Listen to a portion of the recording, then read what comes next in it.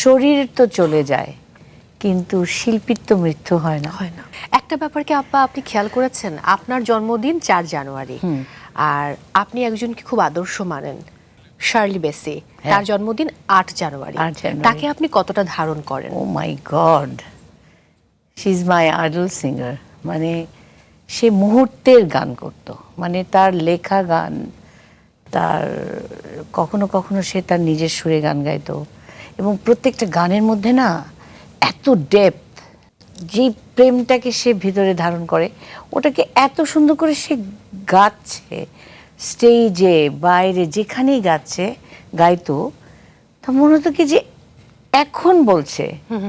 সে যেভাবে সেটাকে ধারণ করে সেটার অনেক ডেপথ, সেটার বয়স অনেক, সেটার সময়টা অনেক, ব্যাপ্তি বহুকালের। তো এই জন্য সে আমার এত প্রিয়, এবং এত স্পষ্ট উচ্চারণ, এত ফিল। আমি ওটাকে মনে হয় কি যে আমি যখন শুনতাম না, মানে আমার না, আমি একদম স্টিফ হয়ে যেতাম, এত মুগ্ধতা।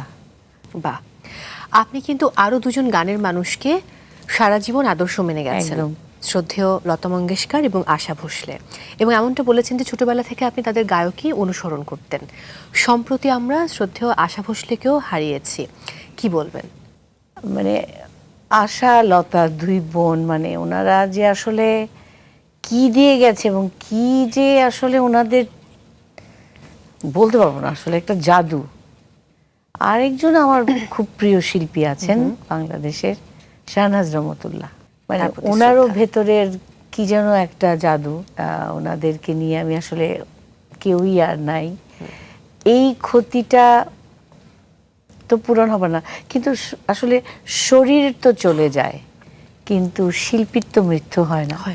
আমি সেদিনই আশা ভোসলের একটা গান একটু গাইছিলাম, তো তখন যখন সে দেখলাম যে একটা একটা গানের একটা কথাকে এত রোল করে গাইলো এবং এত কাজ, তখন আমি চিন্তা করলাম যে এটা একটা মেশিন।